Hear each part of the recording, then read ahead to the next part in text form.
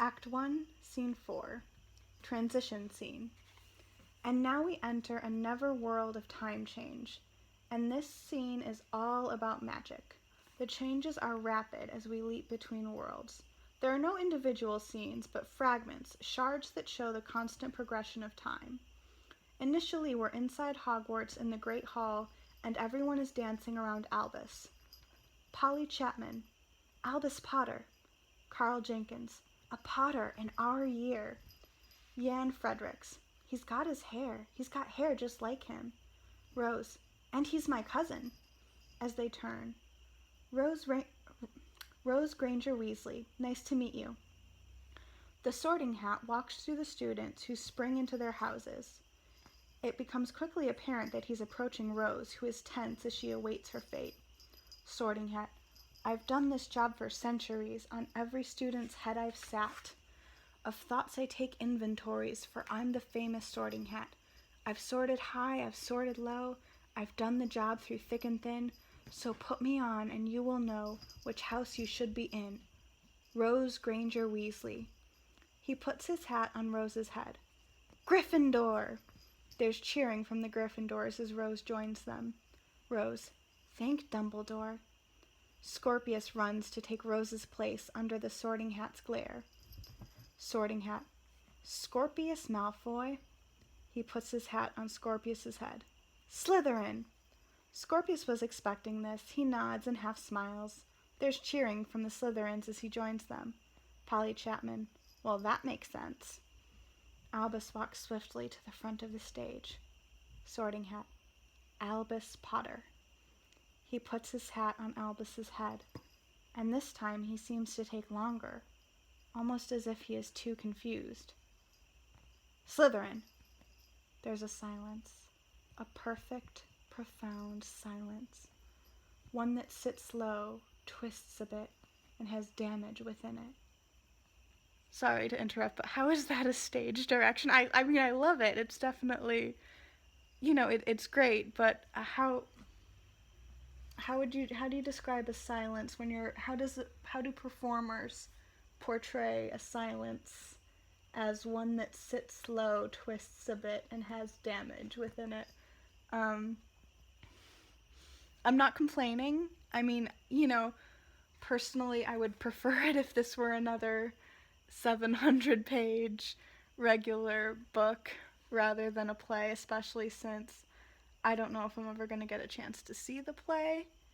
But, just a side note there. Okay. Polly Chapman. Slytherin? Craig Bowker Jr. Whoa, a Potter in Slytherin? Albus looks out, unsure. Scorpius smiles, delighted, as he shouts across to him. Scorpius, you can stand next to me. Albus, thoroughly discombobulated.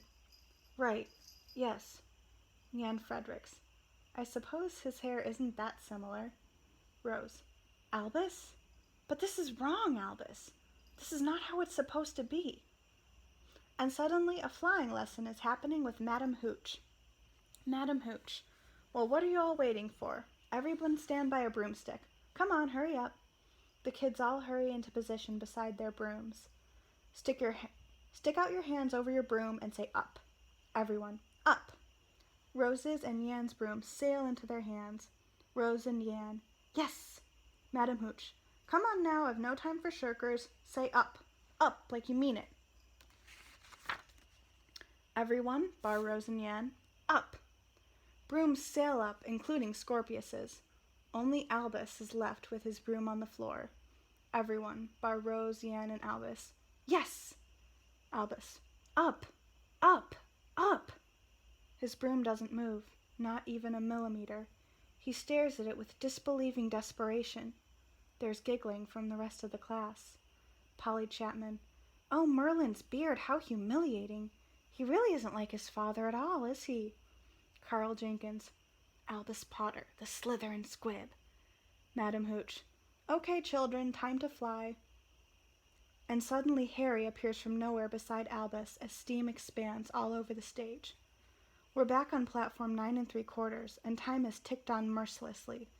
Albus is now a year older, as is Harry, but less noticeably.